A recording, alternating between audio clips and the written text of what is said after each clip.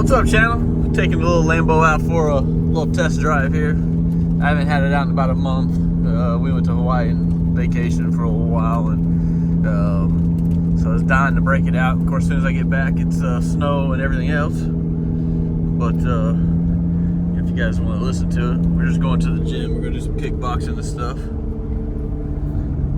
It's a good day to drive the Lambo here. Let's see. She's still really, really cold. I just cranked her up. She is not a cold person. Let's see the back here. Look at that view, man. That view is beautiful.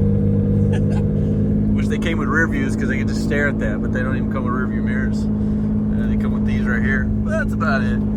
Anyways, we're taking it out. This is my project, my Lamborghini Diablo. It's a 1999 VT. It was four-wheel drive. I deleted it, made it two-wheel drive. Makes it a lot more fun to drive, gives it a lot more power to the ground, and it's a lot more easier for the clutch. You don't have to, you know, when you turn it, it binds real bad in four-wheel drive. So taking that out gets a lot of stress and stuff off the drivetrain. And, you know, you just don't need four-wheel drive if you're just cruising around. If you're up in the mountains or in Italy with one of these, I can totally see why you'd want four-wheel drive. But here in Oklahoma where I live, we need four-wheel drive, you know? No, I'm just kidding. The potholes here are just ungodly. So we're just gonna cruise around and get it warm. I did finally buy a bunch of camera stuff so we can like mount the camera up, get a good view. We're gonna start turning this YouTube channel up a little bit. You know, I've got the subscribers and stuff, and I know you guys like all the car videos and all the motorcycles that I build, the motorbikes. Motorbikes still around. For a lot of you guys that don't know, you know, I've been out of it for a long time, but my really good friend Kurt and Ethan Smolik, they own SmolikPerformance.com. All the high performance bicycle engines, they own that market now. So, you know, I still support those guys. I still show up at all the tracks, all the races. So if you guys want some crazy, crazy fast bicycles, I'm talking 80 miles an hour, they've got the motors bolt-on ready to go. So make sure you check them out. Like I said, SmolikPerformance.com, some of the best motors on the planet. They even, they purchased my engine dyno that I had custom made for it, and they said they're already maxing the dyno out, which that dyno was designed for 16 horsepower. So they're already having to add a bigger wheel to it, more weight and stuff like that, to get better horsepower readings. So that's what, anyways, that's what I heard here. But yeah, here we go. See, we got a little temperature yet. I'm still learning what all these gauges are. So I've got a temperature gauge there. I've got one here. I've got crazy high oil pressure, which apparently that's just the thing. That is in kilometers an hour. The odometer down below. My fuel gauge doesn't work, but I'm going to work on that. The fuel gauge, I heard it's a sending unit, but the problem is with that sending unit, it's all the way in the door, like rear quarter panel, and to get to it is a nightmare. So I'm actually going to send this car off pretty soon to Evans Automotive in Ohio, and all they do is work on vintage Ferraris and Lamborghinis and stuff. So I'm going to have him service the car, tell me what it needs, what it doesn't need. You know, just because this car is very, very, very expensive to own, to drive. You know, everything about it is just expensive, but it is what it is, right? It's a Lamborghini Diablo. Now, this is, like I said, this is a 99 V2. A lot of the cars in 99 and 2000, they came convertible. So the fact that this is a 99 hardtop car, they only made 76 of these for the United States of America in 1999. So these are very, very rare as far as what they are. I got this car from an older lady, well, an older gentleman that passed away.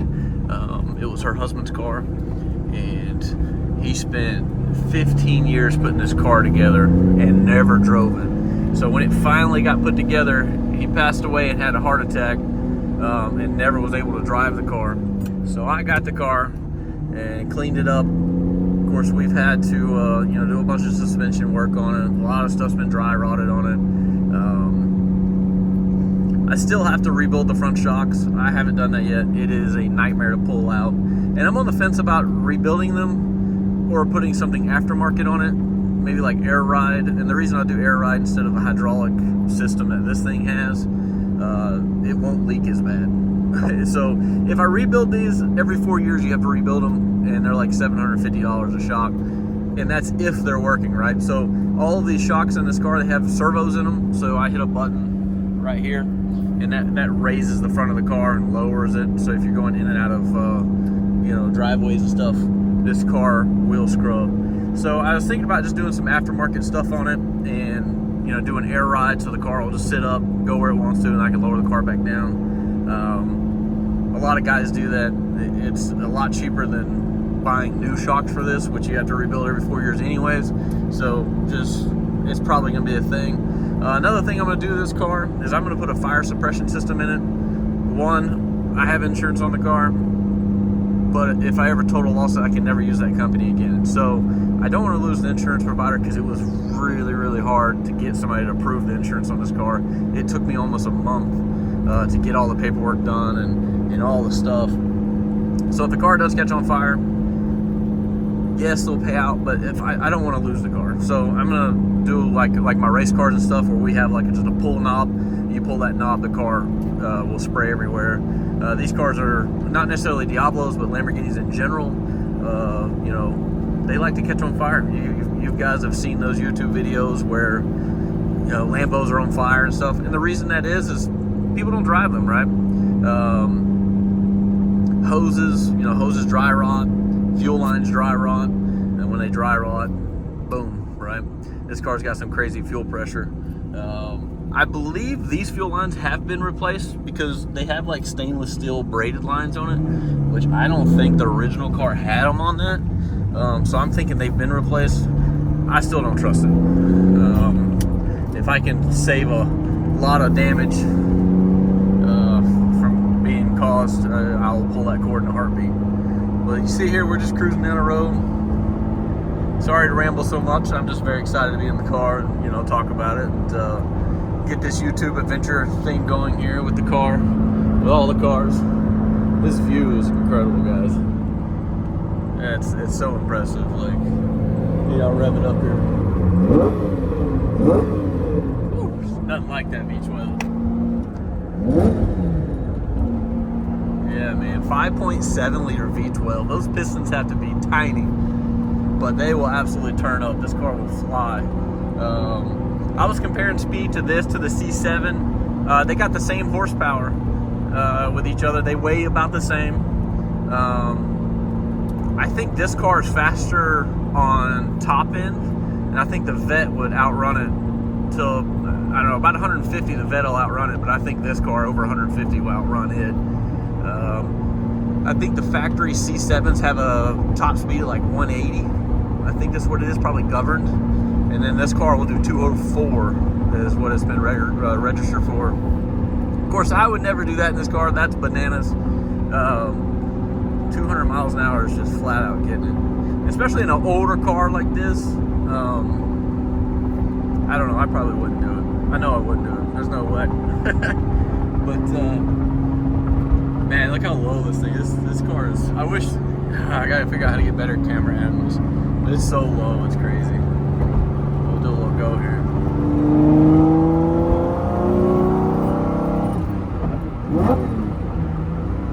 Alright, that's just a quick little pull, and we're in third gear, chugging along. I'm gonna work on my camera skills, guys. I'm really sorry. I'm doing the best I can. One-man show over here. And I'm no YouTube guy, so I'm just gonna do a bunch of cool videos. Yeah, check this out. Woo! So we're headed over to the Martial Arts Center. And we like to do this sometimes in the wintertime. We catch up. Let's go play in the gym.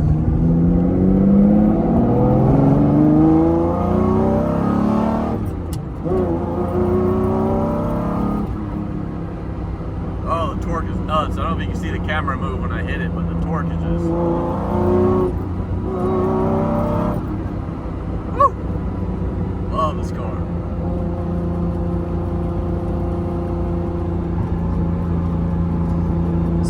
like a calculation, and I've talked to a couple other guys to drive this car in just maintenance, right? So that would be like pulling the motor, you know, doing the valve job at 40,000 kilometers, the clutch at 40,000 kilometers, and all of that. So doing all the maintenance stuff, it costs about $5 a mile to drive this car. Of course, around town, it gets like 8 miles to the gallon, so it's absolutely garbage fuel mileage, you know, in city limits. And I think it only gets like 15 miles to the gallon on the highway, which is nuts, right? So, you know, every time I drive it, I'll stop, put fuel in it, fill it up, because I absolutely don't know how much fuel's in it. You know, let's go this way.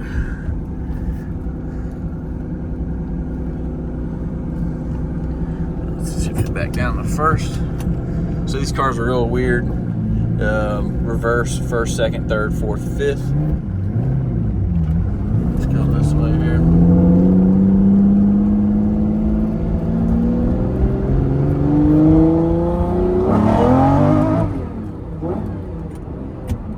Blowing those 335 rear tires out. This car's got no traction control, very limited computer stuff. Of course, you can see here, I've got a button missing. I've got all this stuff getting made. I have the cigarette lighter or the cigarette tray that still goes here. I'm gonna put it back.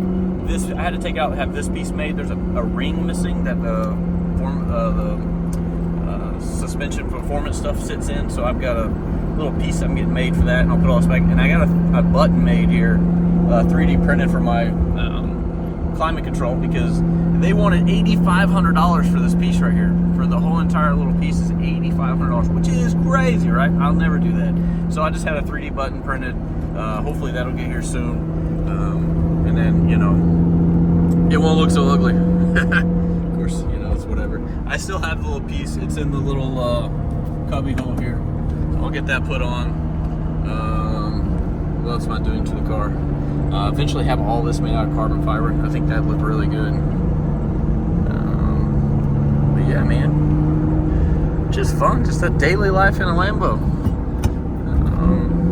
If you're thinking about getting in a Lamborghini game, I highly suggest probably getting like a Gallardo or a Huracan. If you're wanting to really drive the car all the time. If you want to drive the car all the time, unless you can buy a really cheap Diablo, which is getting very hard to find, you're not going to want to drive this car every day. It's the price of these cars are going through the roof, and so is the maintenance and parts. So, and I'm no rich guy. I'm telling you right now, I am a poor boy that got very lucky, and was able to just buy one of these cars. Got very lucky. So yeah, excited here. I'll pull over right up here and show you the car real quick. You guys want to check it out? Yeah, check it out right here. So the e-brake's really cool in these cars, right? They're on the left-hand side. I'll show you something else really neat. The seatbelt's on the right side. The reason being is if you have to get out of the car, nothing needs to be in your way. So the e-brake goes up and then just falls back down, right? So pull the door up. I'm gonna set my phone down. Takes two hands to open the door. Door goes up. It's the Diablo here. There it is. Nothing like it.